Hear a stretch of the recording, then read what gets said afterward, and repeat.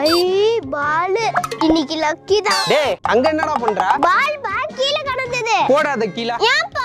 கீழ போடுன்னு சொன்னேன். போட்ட போதுமா? பிரணேஷ் கீழ இருக்கறதெல்லாம் எடுத்தினா யார் யாரோ மேய்ச்சிருப்பாங்க, என்னென்னமோ கிடக்கும். கையில தொட்டினா கையில கிருமி எல்லாம் ஒட்டிக்கும்பா.